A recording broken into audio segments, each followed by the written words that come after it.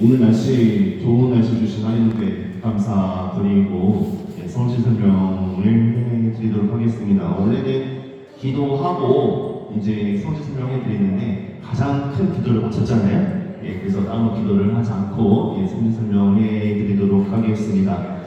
성지는 세 가지 종류의 성지가 있습니다.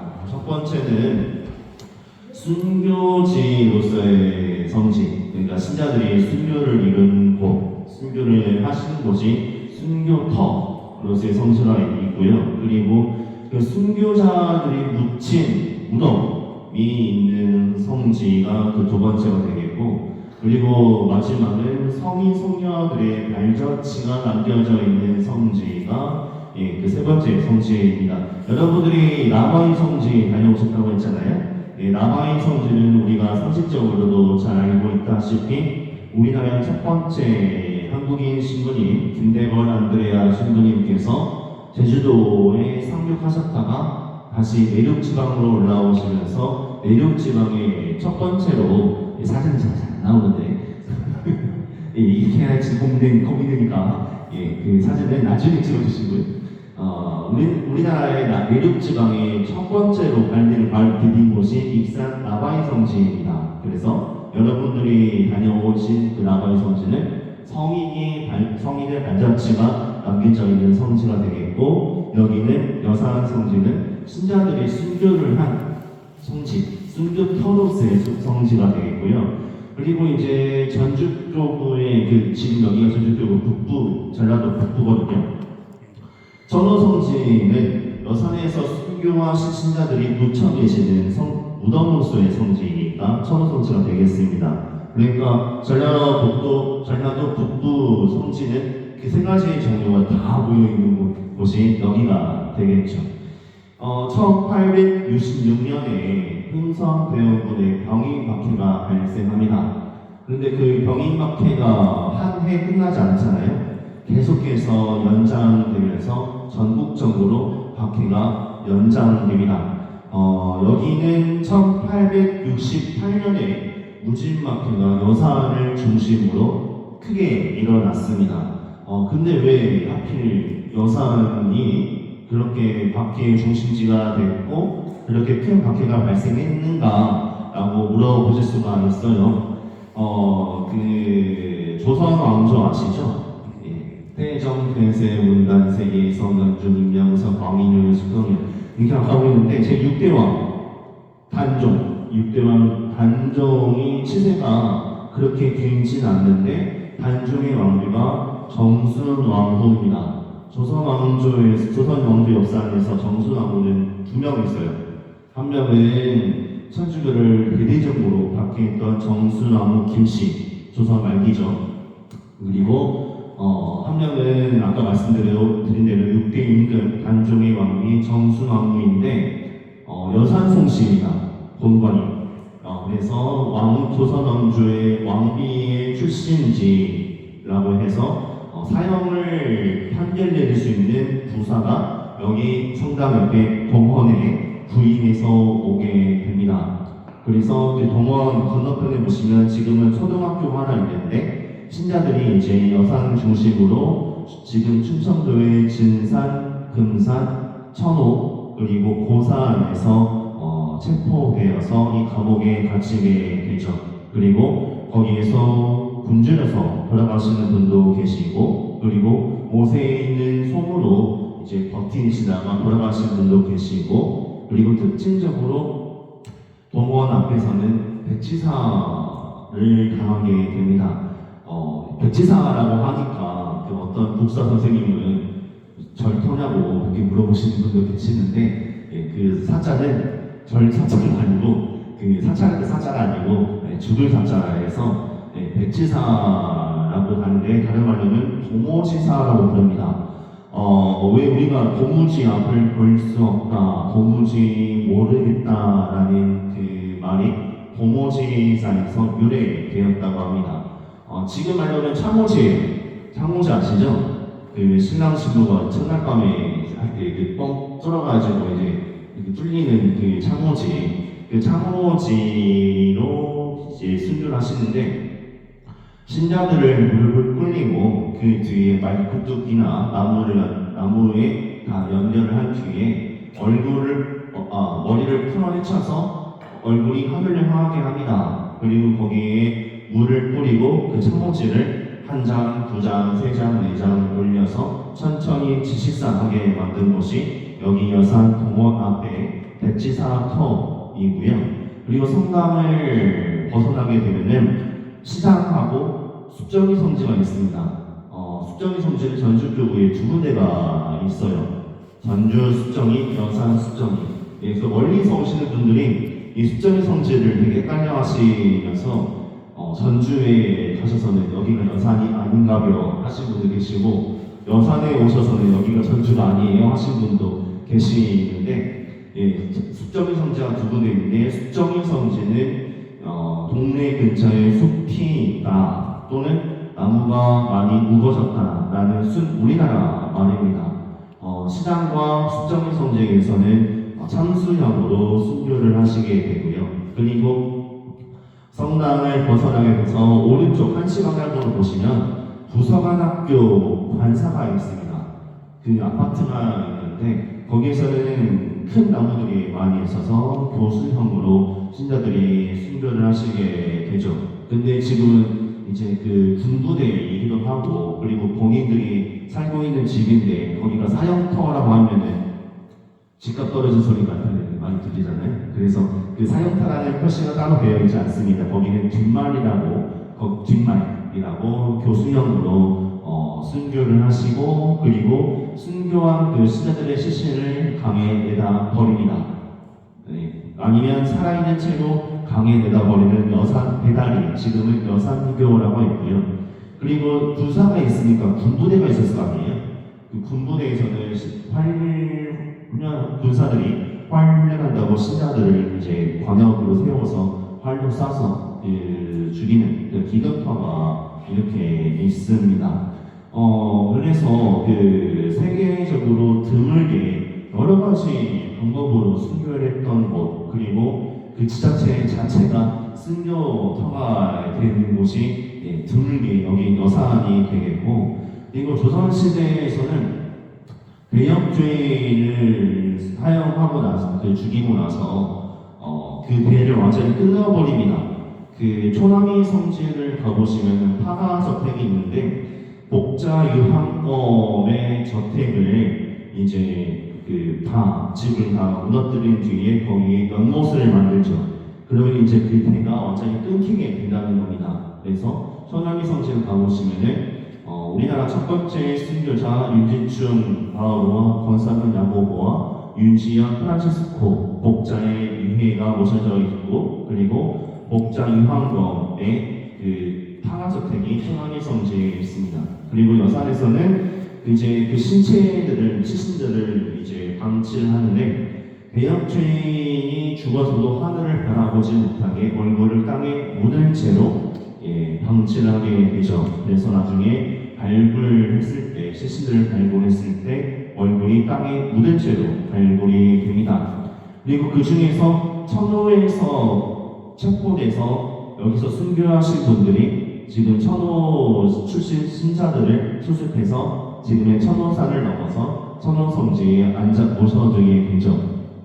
그래서 천호성지에 가보시면 순교성의 묘역이 있고요. 그 밑에 그 줄무덤이 있습니다. 가보셨어요? 네, 가보신 분도 계시고 안 가보신 분도 계시고, 성인묘역 그 밑에는 이제 여산에서 순교하신 분들이 묻혀 계시는 거죠. 그래서 여기랑 여산 성지랑 천호 성지가 서로 연결됩니다. 예, 그렇게 순리하시면 되겠고, 여기 여산이 신앙적으로나 역사적으로 의미가 있는 곳이 뭐냐면은 흥선 대흥군의 척화비가 발견됩니다. 척화비 내용 아시죠? 예, 국상 수업 시간에 안 졸고 수업 들으셨으면 아마 기억을 하실 것 같은데, 그 오랑캐가 쳐들어오는데 맞서 싸우지 않는 것은 확신하는 것이요, 확신하는 것은 곧 나라를 팔아먹는 것이다. 병인명에 만들고 식민을 세우다라는 척화비가 발견됩니다. 혹시 점심 식사 이야기 네. 시간 여유가 있으세요? 12시 12시? 어디서? 가람식당이요. 예, 시간 있네요. 예, 거기 그 척화비가 발견되면서 그 척화비가 진짜다라는 판단이 되고, 그래서 여산 병원 앞마당에 척화비를 설치해 줍니다. 그래서 역사적으로도 의미가 되게 깊은 곳이고, 여기 여산 성당은 1958년에 그 남아위 성당에서 분가되어서 59년도에 이 성당을 짓게 되는데, 예, 시간 조금 됐겠습니다. 앞에 보시면 제대가 약간 좀 특이하죠? 여러분들이 그 본당이나 아니면 이제 다른 성당에 가보시면은, 예, 약간 좀 다른 생소한 제대 양식을 보실 수가 있습니다. 처음부터 이 제대 양식, 제대가 있었던 건 아니고, 그 주위에 보시면은 흰색 아치가 이렇게 세 개가 있잖아요. 그 벽면에 붙어 있는. 그게 원래 그 처음 설립될 때 그 제대이고요. 이 지금 여러분들이 보고 계시는 이 제대 양식은 저기 동유럽 성당을 가보시면은 이렇게 되어 있습니다. 네, 십자가가 가운데 있는 게 아니라 성모님이 한가운데 모셔져 있거든요. 예, 이게 제 전임 신부님이신 박상호 토마스 신부님이라고, 평화방송이나 유튜브 보시면 묵주기도학교 강의로 되게 유명해지신 신부님께서 이제 그 로마 시절에 동유럽에 있는 보스니아에 있는 그 성당의 제대 양식을 본따서 여산에다가 이렇게 설치를 해 놓으신 겁니다. 정작 그 보스니아에 있는 성당은 없어졌다고 그래요. 예.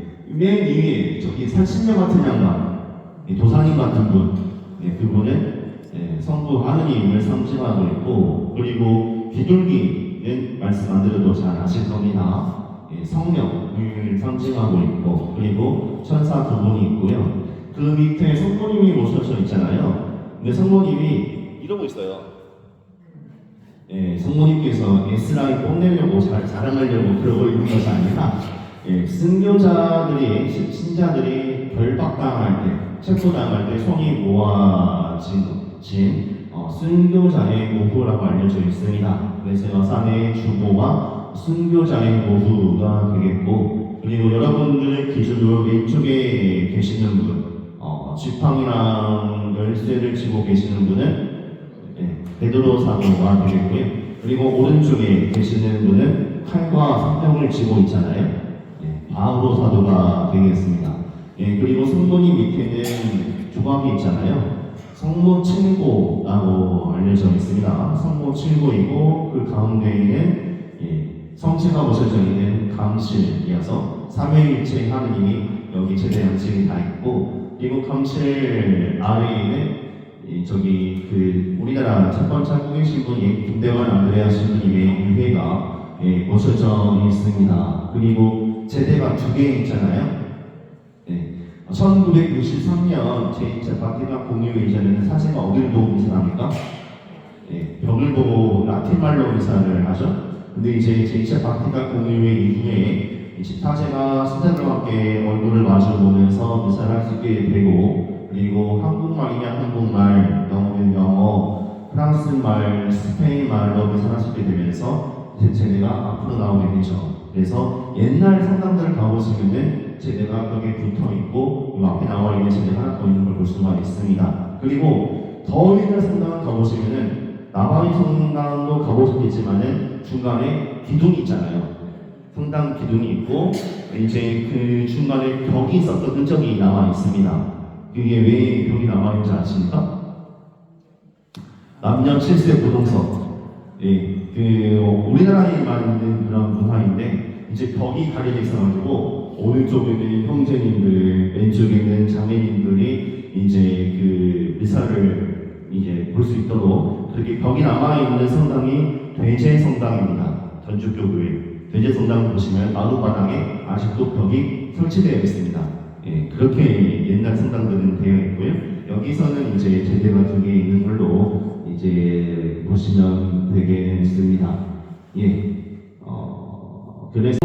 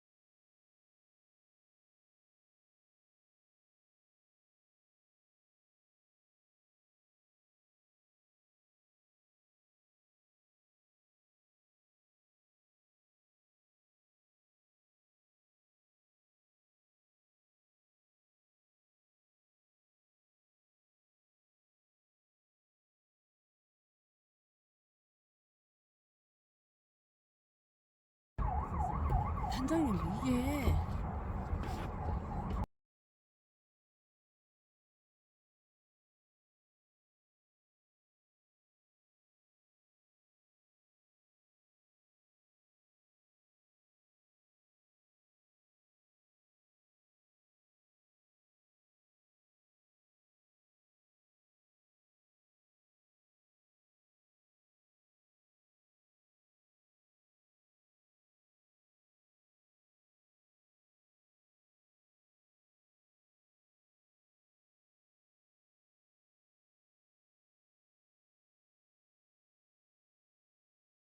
것을 증언해 준 것이 인정을 받았고, 또 서윤경 안드레아라고 하신 분이 내가 죽으면 이것을 누가 할까, 죽을 때까지 그것을 기록으로 남겼어요.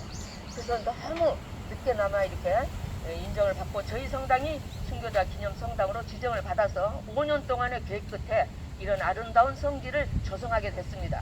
원래는 이렇게 산이었죠. 그래서 여기를 깎아서 야외 미사 자리로 만들고 네 분 순교자님을 위한 현양처를, 기도처를 어떻게 만들까 궁리하던 끝에 이런 모습으로 만들었어요. 여러분들이 보시면 앞에서 큰 왕릉 같잖아요. 이거는 예수님의 텅 빈 무덤을 상징하고 있습니다. 앞에 들어가는 문은 두 사람이 있으면 딱 찰 정도로 넓지가 않아요. 저거는 좁은 문을 상징해요. 우리 모두는 좁은 문을 선택한 사람들이고, 또 좁은 문을 선택했다는 것은 그리스도의 길을 가겠다고 결심한 사람들이잖아요. 그래서 저기 들어가실 때 몇 걸음 안 되지만 나는 좁은 문을 선택한 자라는 것을 기억하라는 뜻이 있어요. 그리고 이렇게 보시면 특징적으로 간판이나 현판이 없어요. 여기가 뭐다 하는 것이 없어요. 그래서 외지에서 오시면 막 물어보시고 이렇게 하시는데, 일부러, 왜냐하면 네 분 순교자님들이 어디에도 이름 석자를 못 남기고 먼지와 같이 사라진 듯 했지만 그 순교의 피가 헛되지 않았다는 것을 늘 명심하라는 뜻으로 현판을 하지 않았어요. 그리고 저 안에는 아무런 장식이 없어요. 오로지 네 분들을 기억하면서 깊이 기도하고 묵상하는 곳입니다.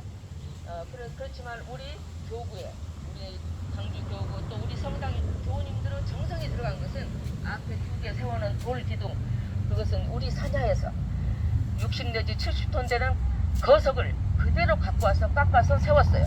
보기에는 면적이 이만하지만 들어갈 때 보시면 전체적으로 통째로 엄청난 거석을 몇 가지 찾아서 끌고 와서 정성이 들어간 것입니다. 그리고 저 안에는 두 개의 공간이 있어요. 앞에는 어둠의 방이고 뒤쪽은 빛의 방입니다. 어둠의 방은 죽음을 상징하고 있고 빛의 방은 생명과 부활을 상징하고 있어요. 그래서 막 들어가시면 좀 어두하지만 의자가 있으니까 조용히 앉아서 제가 조금 기도하는데 도움이 되시라고 네 분 순교자님이 마지막에 어떻게 가셨는지, 그래서 잠깐 말씀드리는 동안에 본인 개인 묵상과 기도를 하시면서 기도가 끝날 때까지 또 이제 그렇게 묵상도 하면서 또 한 가지는 내 마음속에 있는 어떤 쓰레기나 어떤 그 군더더기 또 주님을 믿고 따르는데 걸림돌 이런 것들을 한 가지라도 그 어둠의 방에 버리고 비우고 없애라 하는 그런 의미를 두고 있어요.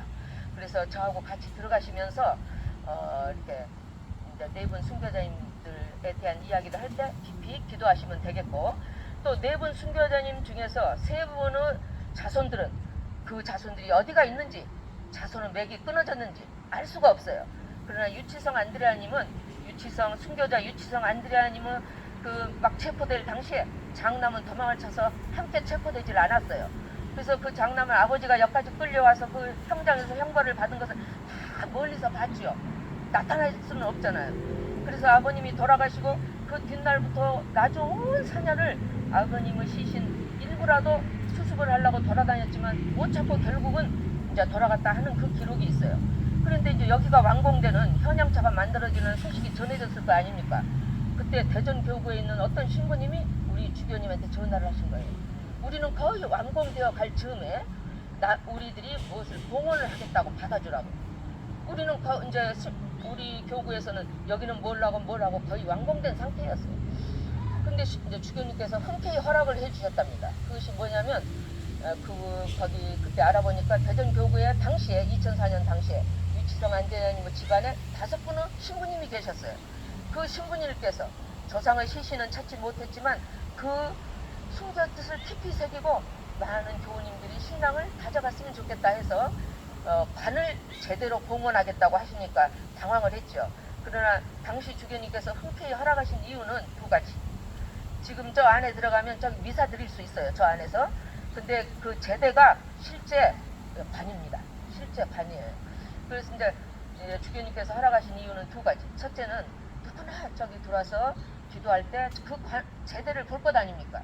그러면 그것은 내 관도 될 수 있다. 이렇게 생각한다면 살아있을 때 더 많은 죄는 짓지 않고 살아갈 수 있지 않겠느냐 하는 뜻이 있고, 또 한 가지는 누구나 부활을 원하지만 부활이라는 것은 고통과 시련을 넘어서야 그 다음에 부활이 있다는 것. 또 부활을 원하지만 부활이라는 것은 죽음을 건너야 그 다음에 부활이 있다는 것을 명심하라는 뜻으로 흔쾌히 저 관을 제대로 이렇게 봉헌해 주고, 아마 전국에서 관이 제대로 있는 것은 여기밖에 없지 않나 이런 생각을 합니다. 그러면 제가 부족하지만 저 따라서 가셔서 기도 올리시고 가시게요. 한 줄로 이렇게 오시고.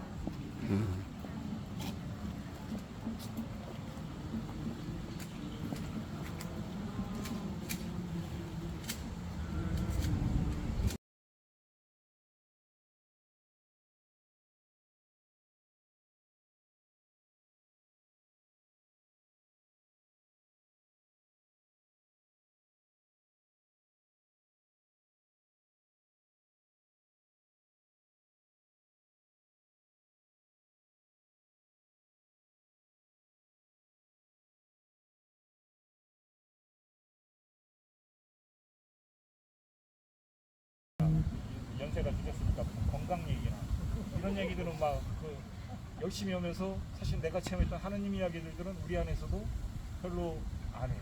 그러니까 우리 안에서 어떻게 돼? 하느님이 서로 전해지지 않아. 그래서 신앙의 체험을 전하는 일은 굉장히 중요한 일이라는 거. 특별히 우리 자녀들이. 그래서 성당 다녀라, 뭐 성당 봐라, 이거 이렇게 말할 것 없어. 내가 체험했던 아주 작은 거라도 이런 체험을 좀 더 전했으면 좋겠어요. 여러분들이 이제 고창에 다녀오셨다고 그러니까 이 한정 스타니슬라우가 신유박해가 1801년 신유박해가 일어났을 때 초남에서 가장 먼저 체포가 됐어요. 가장 먼저 체포가 되어서 전주옥이라는 감옥에 끌려가게 되는데, 전주옥의 감옥에 갔을 때 나중에 같이 함께 한 감옥 안에 들어온 분들이 있어요. 그분이 누구냐면은 아까 고창에 다녀오셨던 최유겸 마티아 목자, 또 한 사람은 인천의 안드레아 목자였어요. 이 한정 스타니슬라우 목자는 신분이 뭐예요? 그 선생님 양반이었겠죠. 최유겸 마티아 목자는 양인, 현민이었죠. 인천의 안드레아 목자는 요한번 목자집에서 모비 생활을 하던 현민, 모비였어요. 그러니까 이분들이 감옥 안에서 어떻게 돼? 교회의 모습을 보여주고 있죠. 신분이 낮으나 높거나 피부색이 검으나 희나 나이가 적거나 많으나 우리가 모두가 다 하느님 안에서 한 공동체라는. 그러니까 교회의 순교력에 의하면 이분들이 서로 기도하고 서로 우지처가 되어 순교에 이르렀다고 이렇게 전해지고 있습니다. 그래서 위해서 우리를 한 신앙의 공동체 안에서 여러분들 속한 공동체 안에 서로 기도하고 서로 의지처가 되고 사실은 순교에 이룰 수 있었던 많은 부분들은 저도 여러분들과 똑같이 저 책자를 들고 5년 전에 두 달 반 걸렸어요. 오로지 성지 순례만 이렇게 하는데 이 일만은 하니까 두 달 반이니까 끝났어요. 자동차로는 제 자동차로 끌고 다니는 그 자동차에서 자고 그랬는데 8,000km 뛴 것 같아요. 두 달 반 정도 이렇게 걸리더라고요. 다녀봤지만 저는 순교는 가만히 생각해 보면은 인간적으로 할 수 없는 인간이 자기 목숨을 내놓는다는 일 자체가 쉬운 일이에요. 아마 자기 의지로서 많이 어려운 일이에요. 왜? 공포가 있을 것이고 두려움도 있을 것이고 나머지 걱정도 있을 것이고 또 나머지 가족들에 대한 책임감도 있을 것이고 이름을 두고 우리가 순교할 수 있다? 어려워요. 순교는 어떻게 할 수 있습니까? 하느님의 은총이 아니면 하느님의 이끄심이 없이는 어려운 일이에요. 그러니까 순교는 뭐예요? 하느님의 이끄심에 내 자신을 온전히 맡기는 일 자체가 순교예요. 그러니까 내 뜻이 아니라 하느님께서 이끄시는 그래서 우리 순교는 곧 은총이고 또 한편으로서는 이 피그자를 가만히 보면은 공동체에 대한 신뢰에서 내가 설령 순교하더라도 나머지 우리 신앙 공동체 가족들끼리 내 자녀를 자신의 자녀처럼 길러주고 내 순교기가 공동체에 대한 신뢰가 순교에 이룰 수 있었던 것. 아까 서로 기도하고 있어가지고 굉장히 중요한 우리가 나 혼자만 신앙생활 잘하는 것 아니라 우리가 서로 잘해서 우리 모두가 다 하나님 앞에 나아가는 일이 되어서 제가 기사가 있어서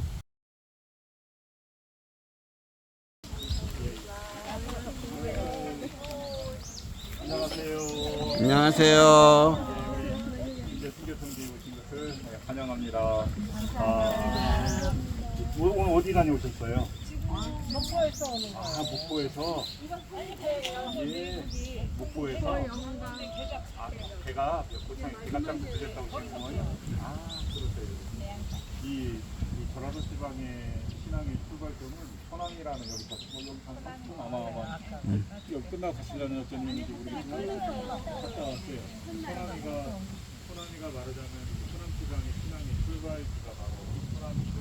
또 천왕위에서는 우리가 상하방송 잘했다시피 한국 최초의 순교자 있어서 문제심 바로 권장력 나오고 유해가 되게 있는 것도 천왕입니다. 천왕의 천왕에 살던 국가가 저기는 유한권 아우스노 국가예요. 이분이 이 전라도 지방에 대구호였어요.